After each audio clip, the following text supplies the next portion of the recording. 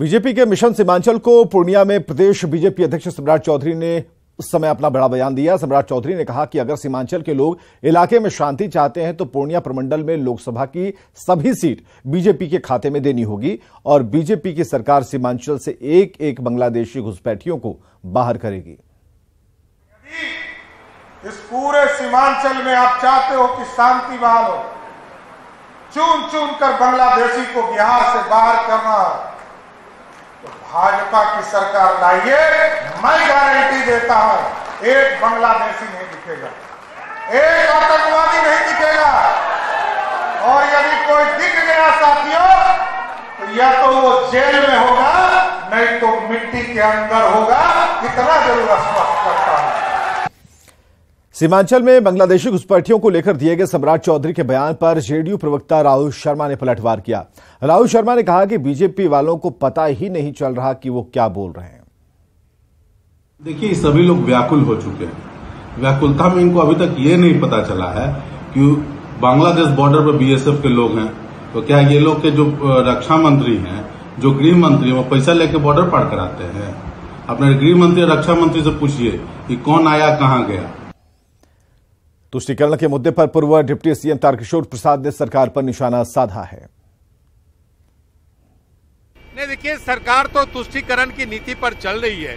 उसे पता है कि अगर जो विदेशी घुसपैठ होगी तो वो उसके मतदाता के रूप में उसे नामित कर रहे हैं और राजनीतिक दृष्टि से और वोट की दृष्टि से उन्हें लाभ पहुंचाएगा।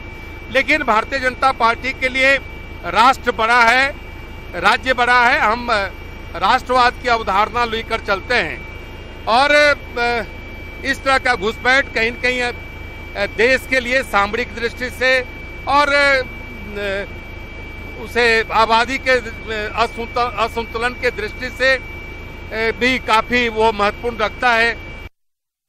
नीतीश कुमार पर सम्राट चौधरी के हमले पर जेडीयू ने पलटवार किया। जेडीयू प्रवक्ता अभिषेक झा ने कहा कि सम्राट चौधरी डिमेंशिया के शिकार हैं।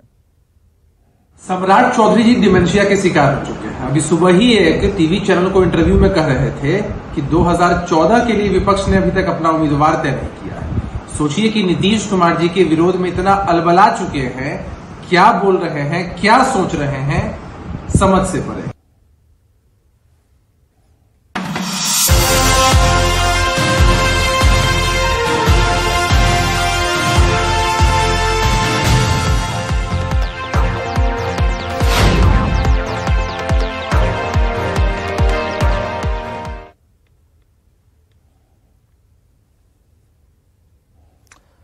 तो काफी खींचतान के बाद आखिरकार बीजेपी के विरोधी दलों की बैठक की तारीख तय हो गई। विपक्षी एकता को लेकर विपक्षी दलों की बैठक अब 23 जून को पटना में होगी। पहले 12 जून को यह बैठक होनी थी। 23 जून को नीतीश कुमार के साथ देश भर के 18 दल के नेता 2024 की लड़ाई के लिए रणनीति बनाएंगे और इस बैठक में कांग्रेस नेता राहुल गांधी, कांग्रेस अध्यक्ष मल्लिकार्जुन खड़गे, दिल्ली के सीएम अरविंद केजरीवाल, पश्चिम बंगाल की सीएम ममता बनर्जी, एनसीपी प्रमुख शरद पवार, शिवसेना यूबीटी प्रमुख उद्धव ठाकरे और तमिलनाडु के सीएम एमके स्टालिन समेत कई नेताओं का महाजुटान होना है।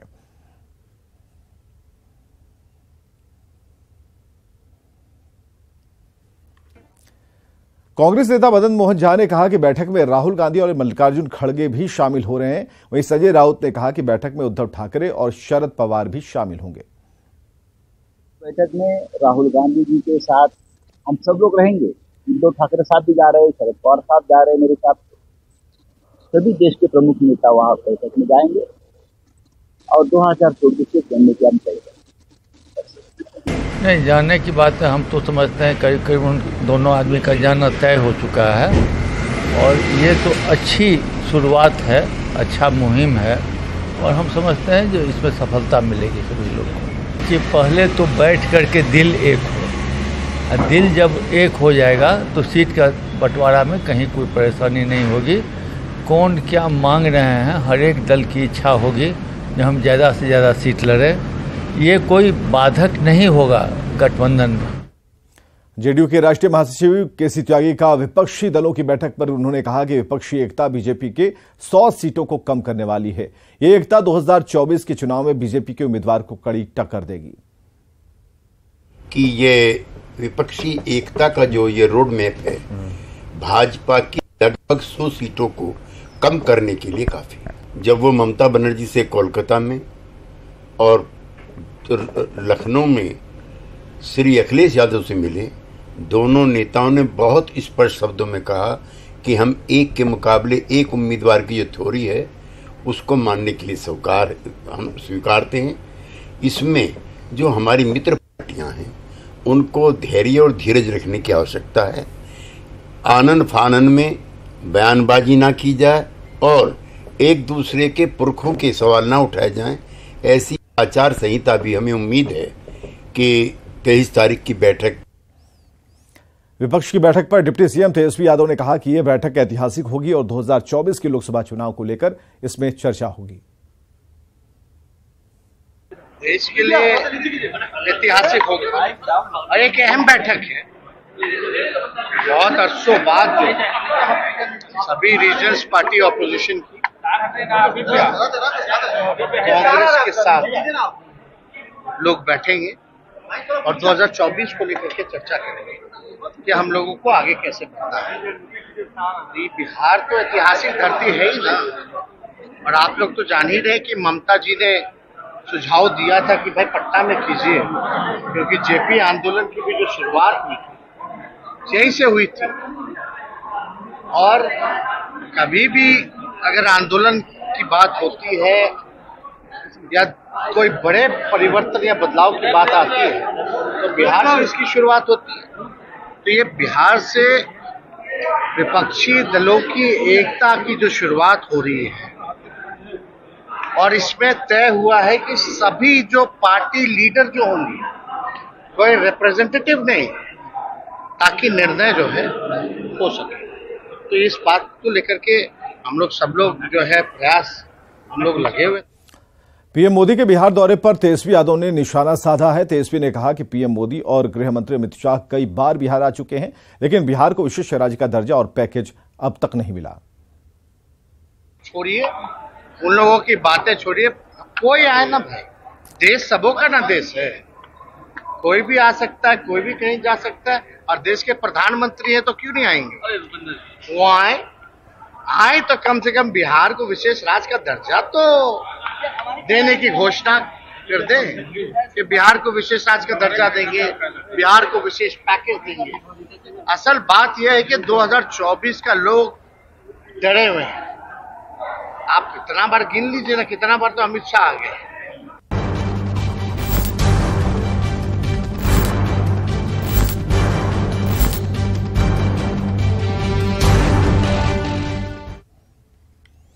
और अब बात पुल के 2 पिलर्स के बीच फंसे रंजन की। रोहतास में नासरीगंज दाऊदनगर सोन पुल के 2 पिलर के बीच फंसे 12 साल के रंजन को सुरक्षित निकालने की कोशिशें जारी हैं। एनडीआरएफ के 35 जवान पूरे इक्विपमेंट के साथ बचाव अभियान में जुटे हैं। अभी जो ताजा जानकारी आ रही है उसके मुताबिक रंजन फिलहाल रिस्पॉन्स कर रहा है, उसे ऑक्सीजन दी जा रही है और साथ ही बच्चे ने बिस्किट भी खाया है।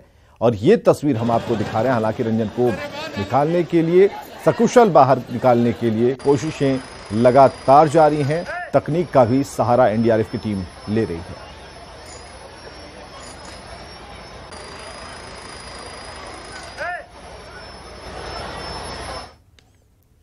इधर रोहतास के राष्ट्रीयगंज दाऊदनगर के बीच सोन नदी के ऊपर बने पुल के पाए के बीच फंसे रंजन को बचाने के लिए 22 घंटे से रेस्क्यू ऑपरेशन चल रहा है और जैसे जैसे समय बढ़ रहा है बच्चे के घर वालों का धैर्य टूटता जा रहा है। घटनास्थल से संवाददाता अजीत कुमार की ये रिपोर्ट देखिए। रोहतास जिले के नासरीगंज और औरंगाबाद के दाऊदनगर को जोड़ने वाली लगभग 3 किलोमीटर लंबे पुल के पहले पाए पर के पास बच्चा फंसा हुआ है और लगातार पिछले 20 घंटे से रेस्क्यू ऑपरेशन चल रहा है, लेकिन फिर भी अभी तक एनडीआरएफ की टीम को सफलता नहीं मिली है। कुछ देर के लिए जो फिलहाल पर थोड़ी देर के लिए विराम लगाया गया है। यहाँ पर बहुत से लोग हैं फिलहाल मायूस हैं। आप देख सकते हैं कि बड़े मायूसी के साथ बैठे हुए हैं। क्योंकि मैं बता दूं कि अब जो स्थिति बन रही है कि ऊपर जो स्लैब आप देख रहे हैं, मैं अपने सहयोगी से निवेदन करूंगा कि ऊपर दिखाएं। ऊपर जो स्लैब दिख रहे हैं उसके बगल में जो पाया का ऊपर जो दीवार है, जो जहाँ पर छेद किया गया है, होल किया गया है, उसके बगल का जो सपोर्टेड वाल है उसको तोड़ने की आवश्यकता है। तो उसके लिए अभी फिलहाल बड़ी बड़ी जो जेसीबी मशीनें हैं और जो पोकलेन मशीनें हैं मंगाया गया है ताकि ऑपरेशन को और तेज किया जाए। चूंकि एनडीआरएफ की टीम लगी हुई है और लगातार जो है वो पिछले 20 घंटे से रेस्क्यू चल रहा है और जो पीड़ित परिवार है वो काफ़ी मायूस है और लगातार। जी आपका बेटा है ना, कब कितना घंटा हो गया है? इसमें तो कल 11 बजे से ही 11 बजे से ही है। पूरा परिवार आप लोग यहीं पर हैं? हाँ, मैं उसकी मम्मी है, हम है, भाई है और भी रिश्तेदार हैं। तो प्रशासन तो सहयोग आपको मिल रहा है?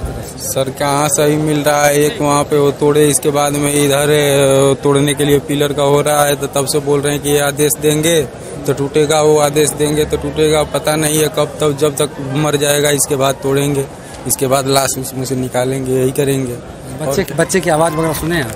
सर बच्चे तो सुबह एकदम सही था, पानी वानी पकड़ा रहे थे तो पकड़ ले रहा था, पी नहीं पा रहा था लेकिन पकड़ ले रहा था। धीरे धीरे उसकी जो पानी भी नहीं आना जा रहा है तो धीरे धीरे ऑक्सीजन तो दिया जा रहा है, ऑक्सीजन दिया जा रहा है वो भी सर, उसमें कैमरा उमरा तो है नहीं कि दिखेगा, वो पाइप ऑक्सीजन की ऐसे नीचे है, ऑक्सीजन सारा तो नीचे आ रहा है, बच्चा ऊपर में है सर, उसके पास तो ऑक्सीजन पहुंच नहीं रहा है। अब कैसे उसमें है तो कम से कम कैमरा उमरा लगवा के देखिए।